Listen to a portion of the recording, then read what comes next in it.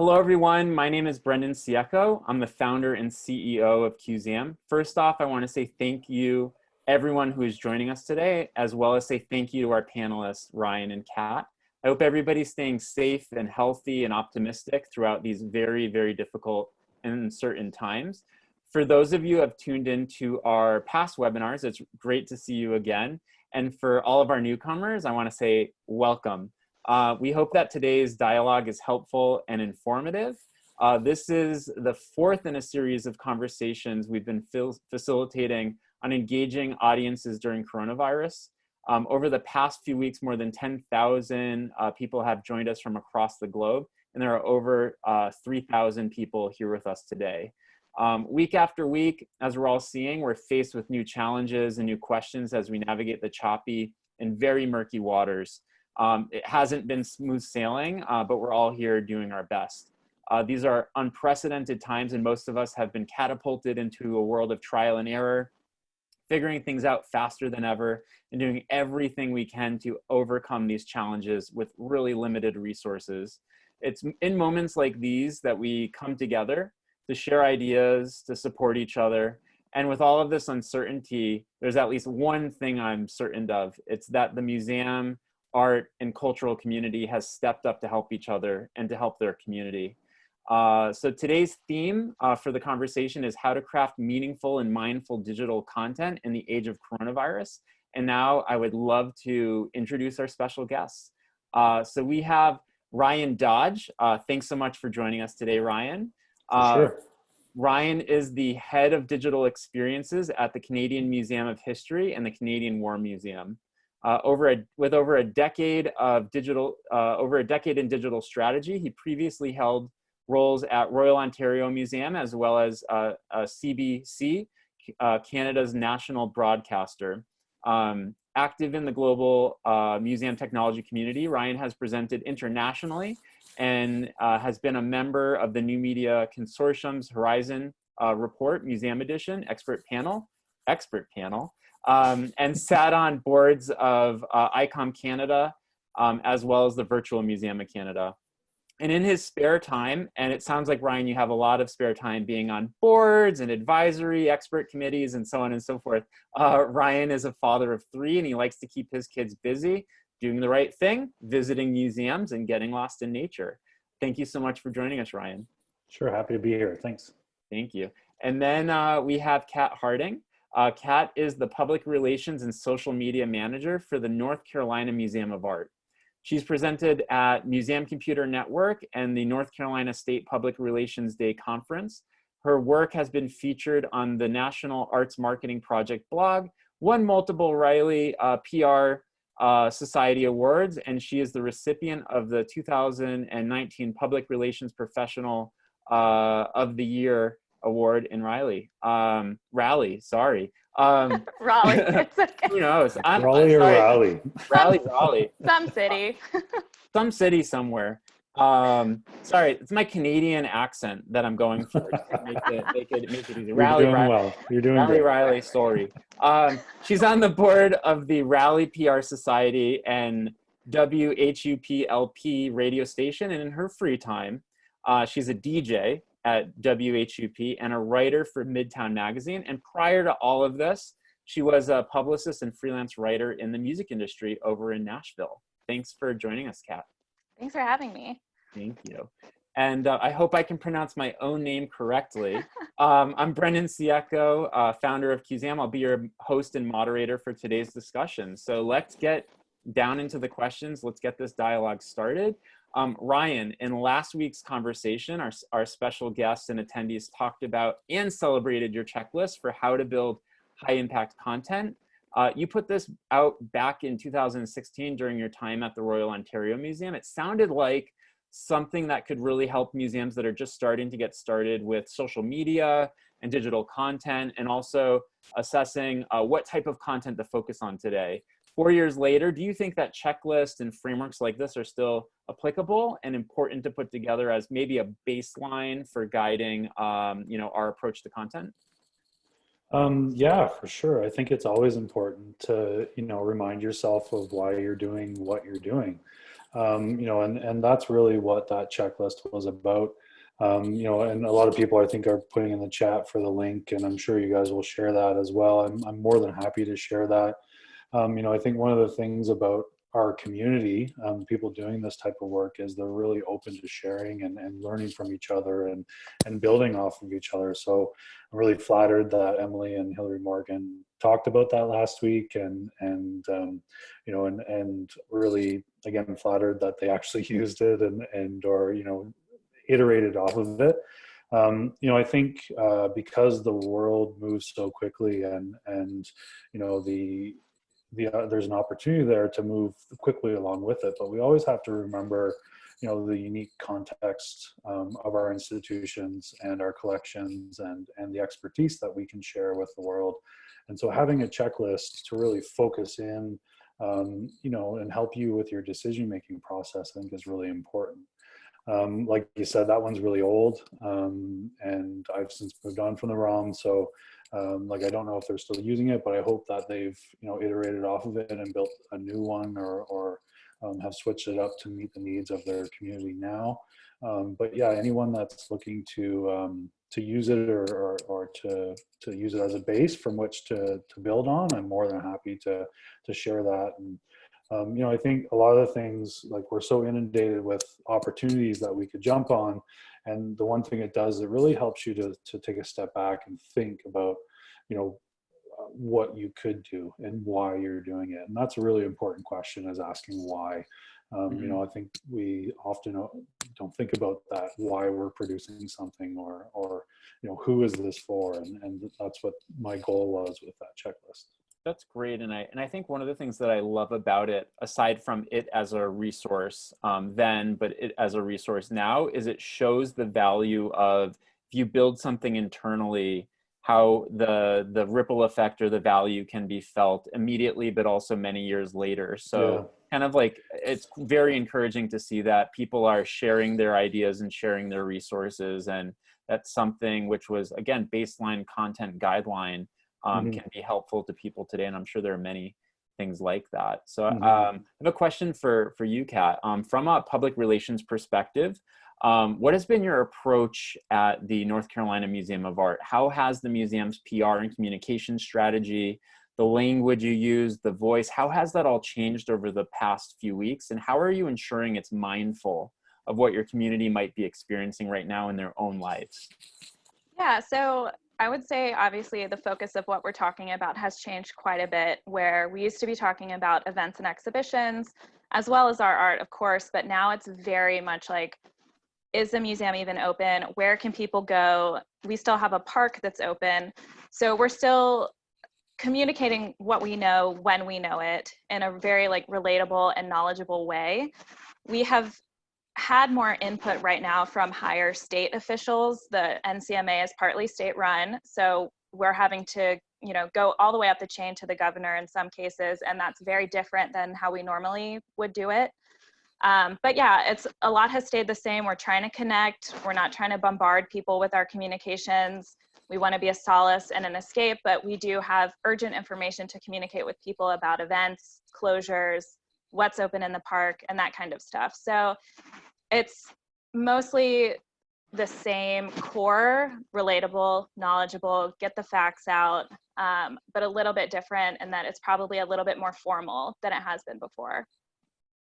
Thank you, thank you. And how do you, or do you see any changes to the I guess the voice of the brand of the museum? Has that been changing? I know you mentioned it's been formal. How do you ensure that your mission still feels the same, sounds the same, is communicated in a way that people are familiar with?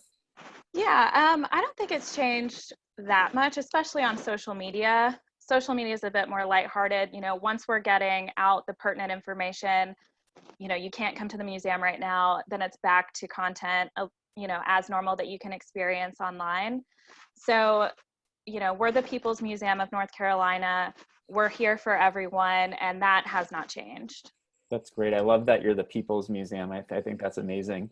So those questions to both of you. Lately, we've been hearing a lot of advice along the lines of simply listen to your audience, support your community. What does your audience, or what do you think your audience wants from you right now? What do you think they need from you right now? And how do you go about determining this? Go ahead, Kat. Okay.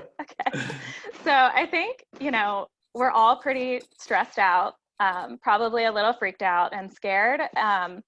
So we're kind of keeping that in mind when we're putting out all of this content. So we asked our audience, what is your favorite piece of art in the museum? And then we've been building some deep dive content pieces each week about them. So it's movie recommendations because we're all stuck at home. It's music, it's meditation, very short bites of content that people can experience in just 5 to 10 minutes, instead of an hour long. We're feeling, especially for parents who are all suddenly teachers. So we're not trying to inundate people with, oh, you need to sit down and spend, 2 hours with our content. You can experience it all week, little bites when you can. It's great for all ages, coloring sheets, just a lot of options in a cohesive package based on your very favorite art. So I think as long as people are keeping in mind that everyone is just so much more frazzled than normal, time is really stretched thin, that that will really help influence the content that you're putting out. Yeah, I think one of the things that I've always thought about is the difference between an audience and a community, and really understanding that your digital community is that it's a community, and an audience is someone that you speak to, you perform for, you lecture for, that sort of thing. And to me, it's always been we're in this together, we're in a community, and how can we serve the community? What can we provide them with? What does our community need, and what can we provide them? And so I've always kind of looked at it in that relationship. Kat's right, by providing all of those resources, thinking about, what do parents need right now in our community? What do, people who may be, home alone or something, what do they need right now? And so just things like that, I think, is really important to step away from what you're normally used to doing, and sort of rethink about how you're talking with your community. Excellent. Thank you. And Ryan, kind of shifting gears a little bit here. One of my favorite museum projects from the past few years was during your time at Royal Ontario Museum, when you put your T-Rex on Tinder. Projects like these, I think, show a certain level of creativity, agility, and risk tolerance that might be encouraged in a meaningful way to re-engage the public's attention in a couple months as we re-enter or enter the new normal. Can you talk through that initiative? How did you come up with it? What did you learn from that project that still rings true today? Yeah, I mean, that one was a pretty fun one. I think, that, just to put that into context, we were at the time, it was centered around an event that we ran at the ROM. The ROM still runs, called Friday Night Live. And when that event first started in like 2012, 2013, we had lots of engagement on social media. There was lots of tweets flying back and forth, and lots of user generated content that we were aggregating and sharing and things like that. It was really, really high levels of engagement for us. And as sort of people's sharing habits started to change, people moved to doing more on Snapchat and more with Instagram stories and things like that, we sort of we saw our engagement numbers dip. So I spent a good deal of time walking around the event and trying to figure out, what people were doing and where they all went. They were there physically, but they weren't there digitally. So how do we make sure that we're connecting with them? I saw lots of people on their phones, but what were they actually doing? And so, I've been married for 10 years and, didn't really do the whole online dating thing, but I saw people doing this swipe thing. I was like, what is that? So I went to some of my colleagues and they said, oh, that's Tinder. And just kind of got the idea, wouldn't that be fantastic if a museum object, would engage with people in this space? How unexpected would that be? And what would that look like? And so just, thinking through, how that would work, wrote the brief and obviously, sold it up the chain of command and made people understand that this was an experiment, it's a pilot project. And the base, the goal really was to enter into conversations with our community. And so I did a whole, on my Medium account, there's a whole post on why we did it and then the follow-up. And I have to give a shout out to Jacqueline Waters, who did a lot of work actually putting a voice and a personality to Teddy. She was the one that wrote all the witty one-liners and things like that, and did a fantastic job giving Teddy a real presence on the platform. There was no like marketing ROI, like we didn't push people to buy tickets to the event. We really it was a true experiment to see if people would talk to us. And to see what kind of reaction we would get from people, and it was a really fun way to build some engagement. That's great, and I feel like that's prompted a lot of conversation in our chat box today about other platforms that museums are experimenting with today. So you've experimented with Tinder, which is probably on one side of the spectrum, given museums do not experiment with Tinder. Yeah. So a lot of people are asking about using Snapchat, and a lot of people are asking about using TikTok. Do you have any thoughts on that? Or so I want to give a shout out to the social team at the CBC, at the Canadian Broadcasting Corporation. We have that team. We had a person who was solely their main job was to work with Snapchat and to repurpose CBC content directly for Snapchat.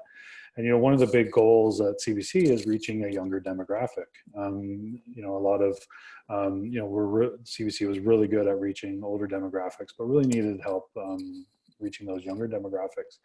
And the person who was doing this work she was incredible at sourcing the content from across CBC's massive piles of content, and finding a way to repurpose it specifically for the Snapchat platform. And the numbers were ridiculous. They were routinely reaching 18 to 24-year-olds, and I don't know if you know Snapchat demographics, but they only do 18 to like the younger demographics are really cut up, and then it's like 35 and above. So they group everyone 35 and above as one big group. So it was really great to see that engagement with those younger demographics, and to be reminded that you don't have to dumb down content for younger demographics. You don't have to, write in a certain way. That younger demographics will engage with content that you produce, as long as it's packaged for the platform and in a way that is engaging. Well, it's interesting to think about all of these new channels, distribution channels, new avenues to get either your mission, your brand, your content, your voice into as many lives as possible. And one that I want to talk about today is, Zoom. Zoom's daily active users have jumped from 10 million to over 200 million over the past few months. This video communication platform, which we're actually using right now for this webinar, has quickly risen in popularity. It's now part of many people's personal and professional lives. And a growing number of museums and aquariums and zoos are using this as another avenue to promote their brand and content in a completely new way. And I saw that the North Carolina Museum of Art recently posted and promoted some Zoom backgrounds. So I want Kat to tell us a little bit about that, where the inspiration come from, how it's been, what some of that content looks like, and what some of the basic steps an organization might take to take advantage of this distribution channel. Yeah, definitely. So that idea actually came from a member of our development team. I think probably the very first week we all started working remotely. And yeah, it was just a great opportunity to listen to different ideas that come in from, all directions. I know we're all going through that now, where suddenly everyone is on the digital content team and you're having to really filter through stuff. So we finally were able to get to it. We had our photographers help us pick some great images of our campus and the collection, and then crop them just to the right size. So all you have to do is download them and, stick them in the background. But yeah, it's been a huge success. We were in 2 national art publications, our local newspaper. It exploded on social media. It's some of the best numbers I've gotten this year, actually. And then just a shout to some other museums that did it. The Wellington Museum, the Children's Museum of South Dakota, theirs has dinosaurs in the background, so that's really nice. Can't go and wrong then, with dinosaurs. yeah, the Smithsonian American Art Museum also has done some. So, I mean, I think they're just a really fun way that you're still somewhat experiencing the collection and the resources that your, entity has, but it's, it's not driving you to the website. It's not driving you anywhere else. It truly is just something nice to look at while you're on all of these calls all day. So yeah, it's been great. That's great. Thank you for sharing all of that information. And I loved hearing that it came from the development team. And I think that just shows how important cross-department collaboration is right now, and sharing these ideas. And if you see something, say something. I know that quote's kind of out of context, but in a lot of ways, and I kind of laugh at this, Zoom backgrounds are backgrounds. They're just JPEGs that are sized to your screen in the same way your wallpaper, your desktop wallpaper is set up. So they're really a low lift for departments. You don't even necessarily need to hire a designer. You're just taking your best images and maybe popping your logo on the bottom left or right, and then your brand becomes a part of someone's business meeting. Or a family reunion. A colleague of mine calls those family resumions. If you want to grab that and run with it. But I think that's awesome. And Ryan, do you have anything to add to kind of the Zoom life we're living? Yeah, well, I mean, we used a bunch of us organized like a global Drinking About Museums event a couple of weeks ago, and we used Zoom. And it's I see in the chat there's people talking about Zoom bombing, and that's sort of a concept that I had no idea about until it actually happened during the event. And so it's interesting to see that Zoom has actually changed their settings, so they've instituted the waiting room right off the bat and things like that, so they're aware of it. And I think there's different sort of paid plans that are pretty reasonable for the services that you get, to sort of lock it down a little bit, and hold like a good virtual visit or a webinar or something like that. I love when museums of course, there's always going to be that pressure to push people back to your website and get further conversions and things like that. But I love when museums show some personality. I love when museums do things outside of the box and really recognize what their communities are doing, what everyone is doing right now. They're on Zoom. How do we insert museums into the activities that people are doing? That's a lot of the things that I get excited about when I see museums doing. Yeah, and I love the aspect of even tying the narrative around the backgrounds to some mission-centric initiatives. So looking at the Smithsonian American Art Museum, their Zoom backgrounds are very much connected to their open access initiative. And I see Amy Fox has posted a link to that on our chat box, and it shows how all of these things can be woven together back to your mission. I do want to say that we're going to be posting sometime today a blog post about the different live chat or live video and webinar software that's available today. There's a lot of discounted nonprofit rate availability, and so we've done kind of a little overview to talk about who's using what, how they're using it, with backgrounds and beyond backgrounds, just to be a helpful guide for people. But I think it all comes down to meeting people where they are, and now they're all in their homes, and if you can weave your brand and your mission into that, that's a great opportunity and a really clever low lift. So we have a question from Catherine Rosati from the Harbourfront Center in Toronto, Ontario. How do you reach audiences when there isn't equal access to internet to view online content or content in general? Yeah, I mean, that's a tough one, right? Especially now that people don't have access to places where they could get free internet, like public libraries and community centers and places like that. So yeah, it's tough. I think recent numbers in Canada showed that about 90% of people in Canada had access to the internet, but I think that did include, access to public libraries. So it is tough. And I think, you have to be aware that with any content you produce, you're not going to reach everyone. It's just especially now with everyone sort of focused in the online space and everyone pushing so much content. The stuff you do, probably will get lost in the shuffle. If it's if it's really well executed, it might not. But I think it's important to know that you're not always going to hit a home run. It's always a bit of a risk, and there's other things you can do to reach people. Yeah, I would. Hopefully those answer your question. Sorry. Yeah, I mean, I agree with what you're saying. Definitely, we're understanding that not all of our content will be used by everyone. Especially as kids are now being schooled at home. Growing up, we only had one computer, 3 kids, 2 parents. All of us would, if this happened then, be trying to work on just the one computer. So we're sending out content that maybe you can access on your TV or Netflix, these Spotify playlists, some things like that, Mm-hmm.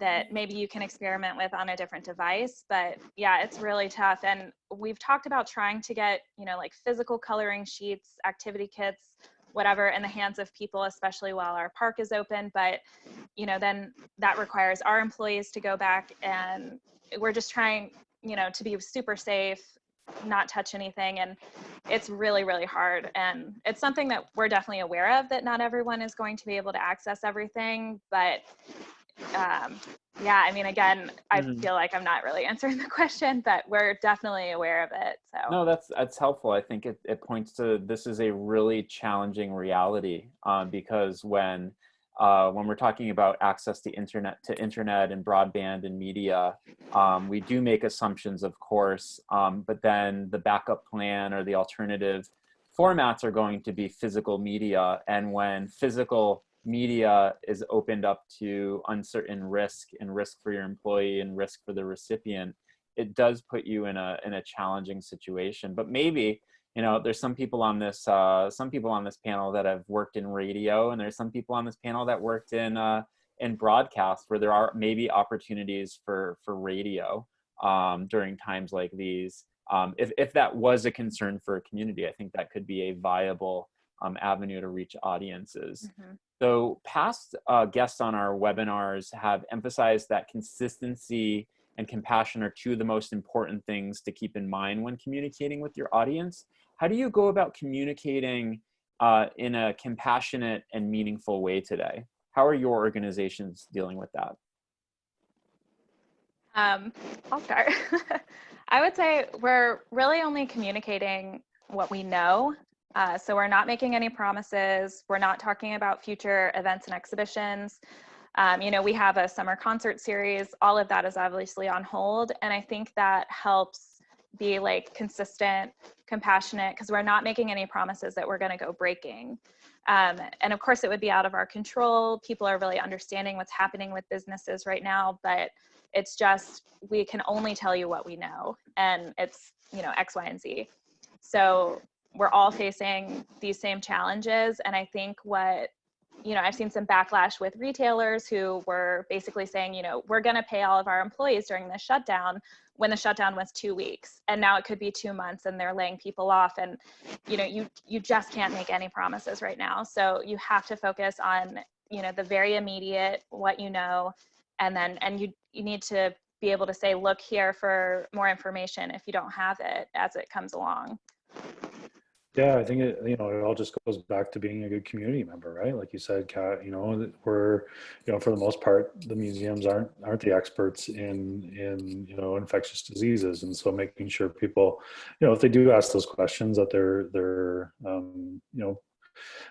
that they're given the right information, or sent to the right resources. So, I'm a bit sort of outside this. I don't work directly with our PR and social media team, but they've been doing a great job. I think just focusing on the content and talking about what what the museum has to offer, and so just kind of going back to what the mission of the museum is, and talking to people about history, and so that's what I've seen the focus been from our museum so far, and it's been great. Thank you. Well, I want to take a quick minute. We're about a half an hour in. I just want to take a quick moment to announce that starting this Friday, we'll be hosting a weekly digital happy hour called Muse, Zoos, and Clues. We'll recap some of our favorite museum campaigns, our posts from the week, do some trivia, talk about some of the topics we're discussing now in a little bit more depth, but also have some lighthearted conversation. And to mix things up a little, we'll be inviting a few attendees onto the digital stage to participate. So you can register early or email hello@QZAM if you want to be a guest, because Ryan and Kat can't have all the fun. That's right. Ryan and Kat can't have all the fun. You guys want to have that sounds awesome. Jump on that sounds it. That awesome. sounds great. I'm going to make totally put that in my calendar for sure. Totally an experiment.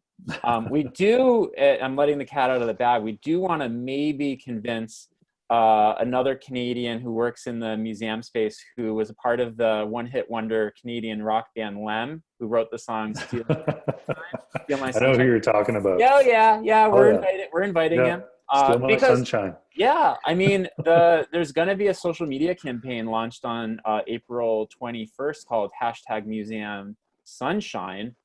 What a coincidence. That's Why not perfect. have a fun little conversation, maybe a little music about it.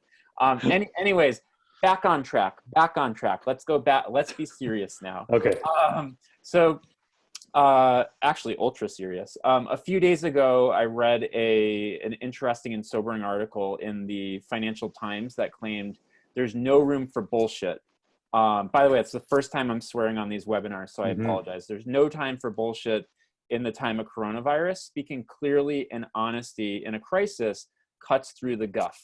But museums typically aren't so, end quote, museums typically aren't so blunt or brisk in their communication. How do you approach this in a mindful way? How do you strike a balance? Because my sense is a spoonful of sugar makes the medicine go down in the most delightful way. But end quote.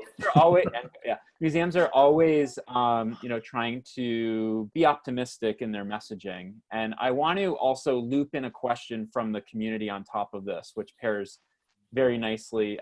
Ben Fast from the Alberta Museum Association over in Edmonton, Alberta, said, how can you be mindful? How can you mindfully and sensitively tell communities about changes in their organization past that you've just closed? For example, the staff have been laid off or services in the future might change. How do you address that? With staff gone and the majority of activities ended, many museums are struggling to act out of their mission. And I think identifying this is important to start looking at while being open and transparent. So I thought that paired really nicely with some of the things that I was reading, and also, Ben's awesome, and the work of the Alberta Museum Associations and the constituents. I think it's a really valid and relevant and timely question to bring up.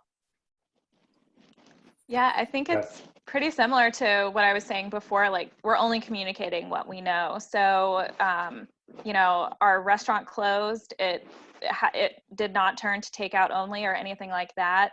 We don't know when it will reopen because we don't know when the whole museum will reopen. And, we had some great exhibitions going on. We're hoping they're extended, and we think they are, but we haven't communicated that yet just because we don't have anything definite. So, again, no promises that we're going to wind up breaking, just the facts, and that's really one way to cut through the kind of flowery stuff and really it's not helpful. So what's helpful is people knowing exactly what we know, and us just saying, we're closed, here's all of our online resources, and trying to make that appeal to them. And yeah, that's, like I said, all businesses are facing super hard decisions, and it's just day by day.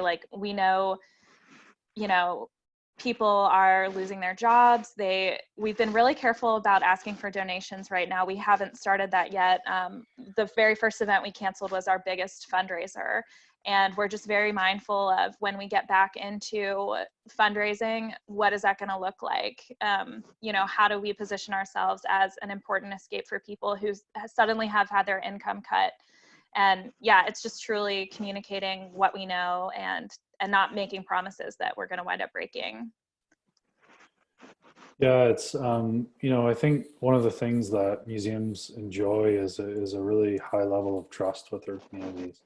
You know, among other industries, there's you know, this sort of trust that people give museums, and I think we need to be really aware of how fragile that can be, and the decisions that we make now can really affect you know, just our not only our reputations but also our relationships with our community. And so again, echo what Kat's saying, you know, stick to the facts, be honest.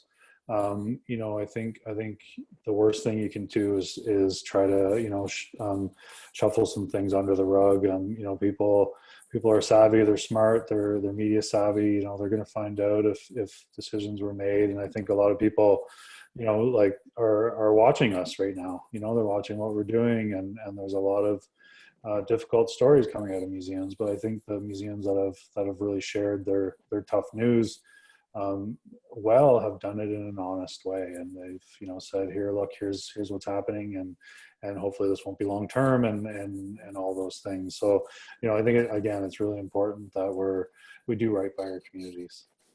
And also to add on to that, just who is this message coming from? So for us, we have a new director joined us a little over a year ago. And so a lot of this communication is obviously it's being written and brainstormed and whatever from the marketing and communication team, but it is coming out from her. It is coming out from her email address. She is available for questions and concerns from visitors and other audiences that we serve. And so, you know, yes, as the PR manager, I can tell you something, but it means a lot coming from the very top person. So who can you rope in if you need to have these conversations with people? And it should, if, you know, these decisions are coming from the top, and so a lot of the communication needs to be coming from them. That's really helpful. And I saw the videos on your website, and I saw the videos in your newsletter, and I thought it was wonderful that your director is using this as an opportunity to get personal and be human and connect with your audience, with your members, your donors, your community. And I'm really happy that both of you touched on the fundraising and membership solicitation aspect of this, because I'm seeing in the chat box a lot of people are having questions about that, the timing about it, the optics of it, especially when a variety of things are taking place. And we've started to host conversations with people who work in membership every Monday, and there's been a lot of interesting perspectives on how this has been a really challenging and dynamic moment for membership departments that are trying to navigate, you know, the uncertainty about when they'll extend, how long they'll extend, what they'll ask for in terms of you know, asks for donation and other such means of support. And I know that frankly, there is no easy answer to that. And I'm glad to hear that you're thinking about this when it comes to all bits of your communication. So Ryan, you work for a federally funded institution, and Kat, you work for a state affiliated institution. We've heard a lot from people that work at government affiliated organizations, that they're limited by very long approval periods, red tape across most departments. How do you think organizations can tackle or streamline some of that challenge when coronavirus represents such a need for rapid communication today?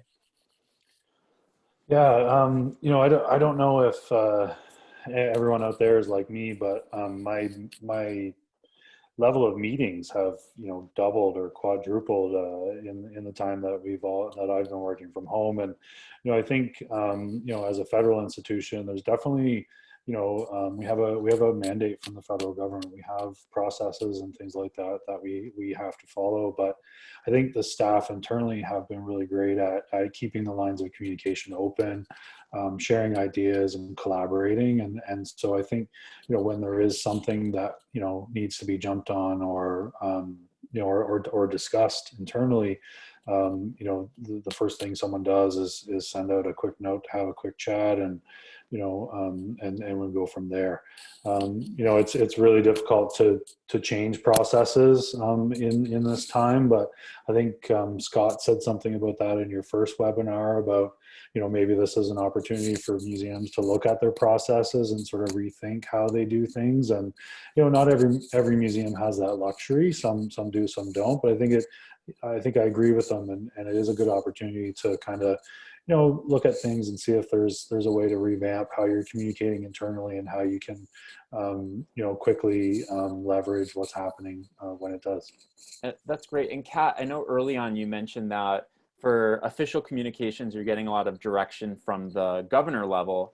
But for social media, you have, it seems like, a lot of flexibility around the voice and the content. And I'd love to hear a little bit more about that, because I think a lot of organizations, and I know when we're talking about government mandate and policy, it's a little bit different, but it sounds like we would love to live in a world where for official correspondence, it comes from the top, is very formal, authoritative. But when it comes to social media, kind of loosening the guidelines so that, lighthearted human touch can take place. I'd love to hear a little bit more about that dynamic and how you're navigating it in North Carolina. Yeah, totally. So on the social side, when we were open, there is a focus on visiting and coming here in exhibitions and events and things like that. But now that all of that is closed, basically what I have at my disposal is our collection. And then, we're all kind of doing the same stuff. We're all watching Tiger King. So it was a great opportunity just to get some little jokes in there where, again, I'm not selling anything. I'm highlighting a piece in our collection, but I'm connecting it to something very much of the times. And that one has done really well. I think a lot of us are on social media a lot and a lot more than we normally are. So I'm just keeping an eye on the meme formats. I had a really good success with one where it was March 1st versus April 1st. And it was a beautiful landscape. And then April 1st was, the eruption of Vesuvius. And, so some things with that with social media where it's just quick, it's tongue in cheek.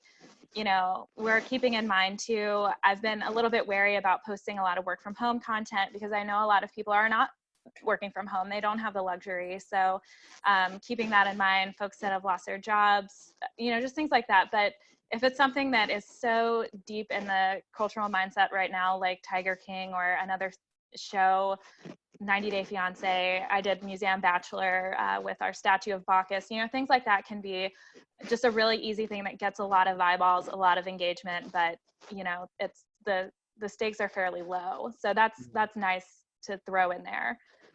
Thank you. And Kat, go ahead, Ryan. No, I was just going to say, it is really great to see when museums, do engage with that type of thing and also show, a bit of personality. I think on personality, someone on the webinar wants to know if we can have a 90-day fiance webinar. For that, I say, if you're at a museum, this is open territory. Go for it. Run with it. Be the first museum to host the 90-day fiance. Oh my awesome. God. Love is blind, whichever I just wanted to shout out Russell Dornan's work on who's at the V&A in Dundee and Scotland.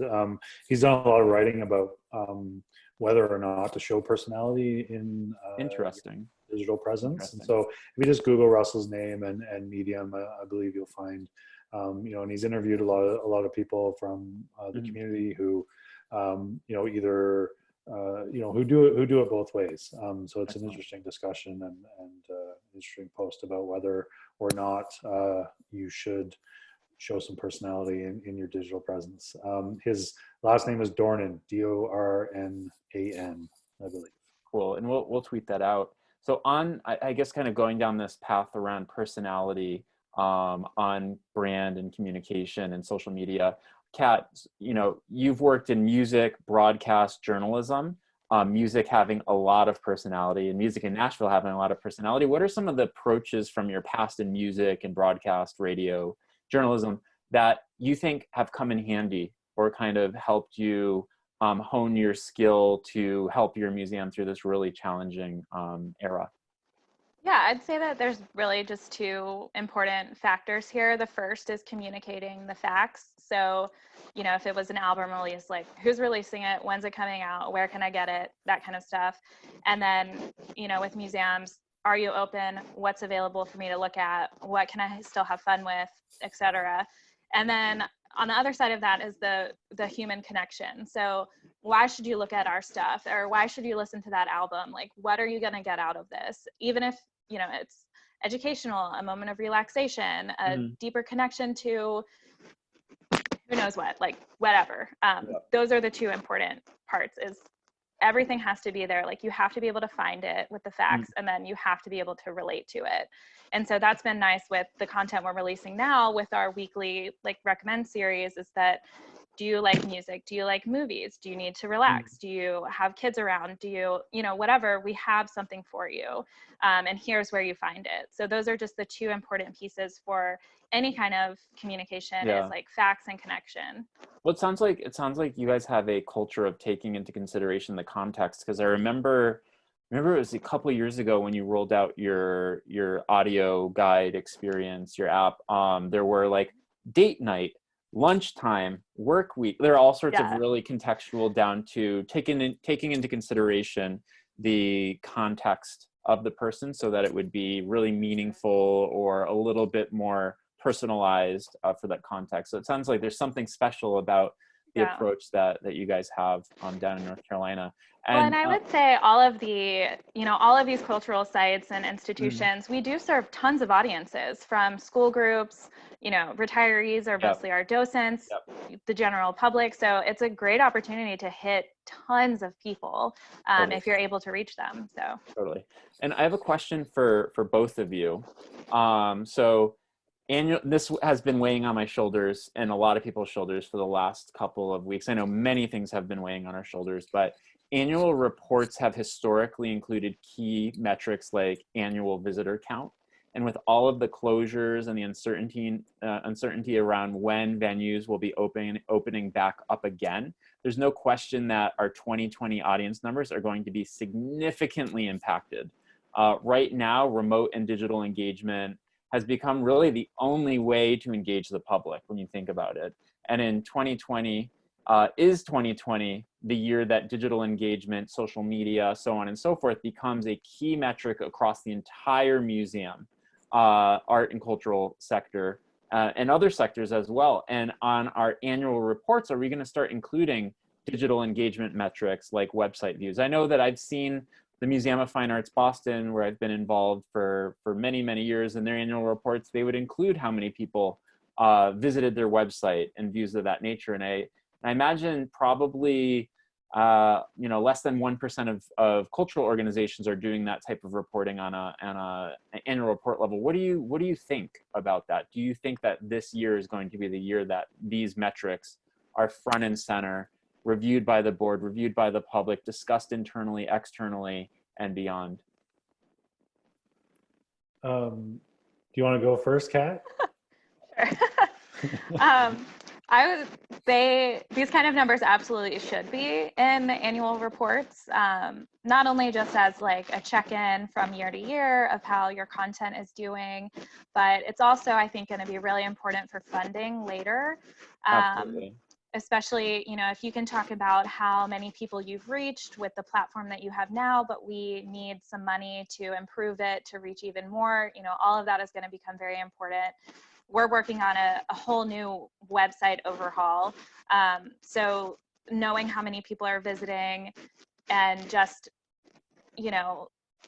what pages are they going to, what platforms need better embedded, that kind of thing. It's crucial. And especially right now when we have no physical visitors, I mean, we still have, our park is still open for now, but no indoor physical visitors.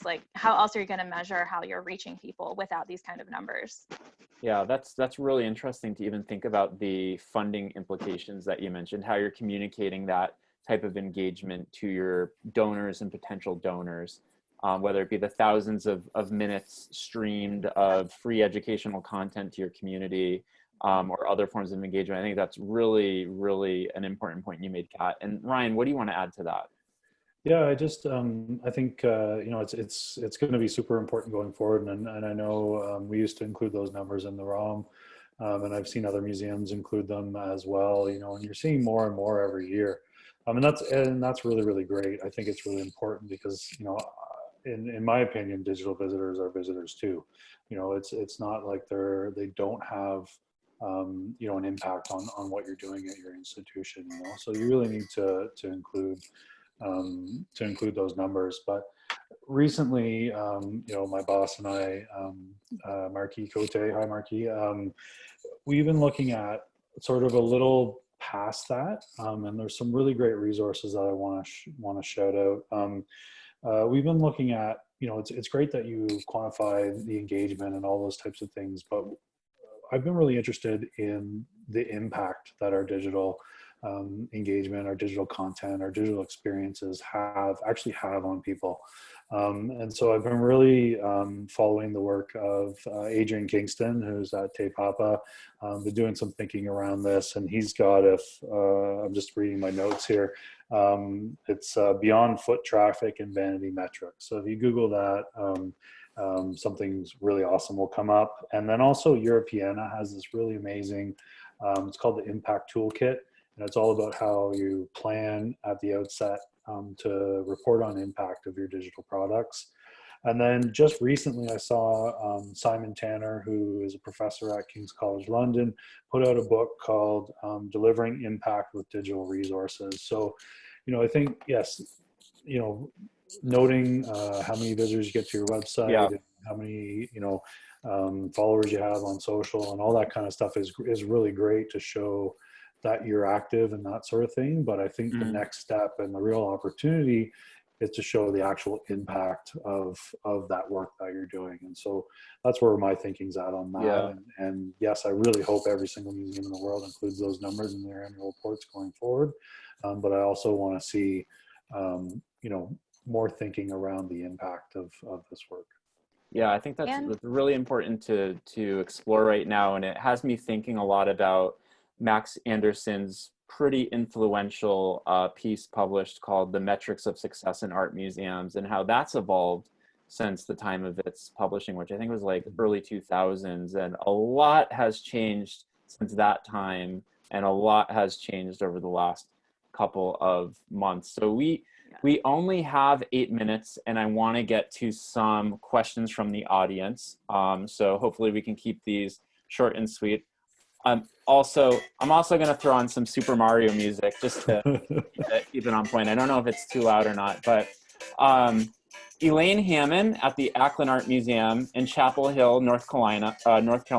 I was going to jokingly say a city in North Carolina that I can pronounce, but then I botched the pronunciation of Carolina or North Carolina. But Elaine wants to know, what strategies do you use to streamline content creation and capture from departments that don't usually participate much in social media? That's a great question. I was saying in the first week of us working remotely, it was coming in like a fire hose of content ideas trying to get out through like a pinhole, because there's only so many times you can post a day. So what we did with this NCMA recommends and this package that I keep talking about with all of the different content pieces, those come from the different departments. And so we just have Google Docs everywhere to have people put all of their ideas in one place, and then we can see where they're matching up, what we can package together, how is this relating. So that's been awesome. And then they're still creating stuff, they're still having work to do, and it's been great not having the marketing and communication team having to come up with everything, which can sometimes happen. So definitely be leaning on your teammates, and Google Docs is one of the best ways to do it right now. But Cool. Well, let's jump into another one. So this one's from Liliana Milkova at the Yale University Art Gallery in New Haven, Connecticut. Liliana asks, as people with different cultural backgrounds, worldviews, and everyday realities will be accessing the content we produce, we must remain aware of how it might sound to them and how something might seem totally, how something might seem totally benign to us could be perceived as insensitive by others. How do we produce thoughtful content without making too many assumptions about our audiences? Ryan, do you have Whoa. Oh, I thought Kat was going to get this one. you just I answered. mean, It's in your court. yeah, Sorry. okay, sure. I think, I think if you're, you really need to look at who your audience is, and there's a lot of metrics available that you can sort of pick out, like where people are coming from and what languages they speak and things like that. So I think you're never gonna be 100% accurate all the time, and so just make sure that you're taking a data driven approach and looking at all of the numbers you can glean from platforms and dashboards and things like that to try to make those decisions. Great. And we have a question from Liza Holiane at the Charleston Museum in Charleston, South Carolina. We have decided to pause our social media live content out of sensitivity to the gravity of this past week. Do you think that is wise or necessary? It really just varies on where you are, what is happening in your area, how people, what they depend on your museum for. I would say, if there's no way to not address it, address the situation, talk about what again, don't make any promises, that kind of thing. But do keep in mind that with all of, everything else on social media, it is nice to see other content and content that can be an escape, even if it's just like a nice picture that's like, this museum is thinking of you or something like that. Engaging with other area museums where, the museum bouquet was a great example. So if you still want to be posting, there's definitely plenty of subject material and sentiments and, all of that you can. If it has come that, maybe your job has been furloughed or something, or you have been directed to stop, I think that pinning a tweet to the top that just says, here's the website for more information, social media is not going to be monitored or updated at this time, that you need that. But yeah, it depends on so many different factors, but if you can cut down on the content, do it every other day. But it is nice to log on and see something other than the headlines. Thank you. That's really valuable advice. And I know we only have a couple more minutes, so I just want to mention, after this webinar, we're going to compile everyone's questions and ideas and solutions and a lot of the names that Ryan was mentioning for further investigation. We're going to gather all of this into one living document. We're going to share it with the museum, art, and cultural community. Feel free to share your thoughts here in the chat box or email them over or tweet them out. I'm super confident that any questions that you may have will be able to be answered by someone in this community. I know there's hundreds, if not thousands, of questions that are unanswered that need to be answered and will be addressed in due time. And the fact that you're here shows that you're taking proactive steps. You're curious. You're hungry for new ideas and for inspiration, and you're taking a proactive step in preparing your museum. And so we're all in this together, and we're all going to get through this together. And I thank everybody for joining us today. And we have one last question for our special guest, and that is, can you leave us with one big or small or medium-sized idea that we can bring back to our organizations during this time? Ryan, can you start us off? Yeah, I think so. Okay, so this was like the toughest thing. I was thinking about this for a couple of days, and I think just to go along with the theme of this whole webinar is to just be mindful of your community, be mindful of their needs, be mindful of what you can deliver to them, and don't be worried about saying no. Don't be worried about saying no to internal pressures and ideas from colleagues and things like that. If you're working with your digital presence, your community well, and your colleagues may not. So it's a good idea to, make them aware, but also, back up your decision to say no with why. And, just be aware that it's okay to not do everything all the time, and to not compare yourself to, the other big museums out there and that sort of thing. It's really all about community. right now, I think, and doing right by our community. So don't be worried about saying no. Thank you. Yeah. Thank you. Awesome. And Kat Harding. Yeah, I think Nuggets of wisdom. the big like idea for me is just to stay in touch with your coworkers, your community, all of us. You know, this group has just been such an amazing resource for me, and sounding boards, people I can vent to. It's, you know, truly some of my best friends. So keep in touch with your coworkers, your management, your community, the audiences that you serve. You know, reach out for literally whatever you need. Someone will be able to help. Excellent. Well, thank you. Thank you for that, Kat, and thank you for that, Ryan. I really appreciate you spending the hour with us today. I know that we've been able to reach over 3,000 people that have tuned in and asked questions and, you know, are an active participant in this community globally. And I thank you for sharing some advice and guidance and inspiration. I hope all is well in your lives, and I hope all is well with your friends, family, and community. And I hope to, you know, catch up soon. And thank you again. And thank you to everybody who's joined us. I send you the best. I wish you best of health. And I hope to see everyone again soon. Thank you. Yeah, thank you.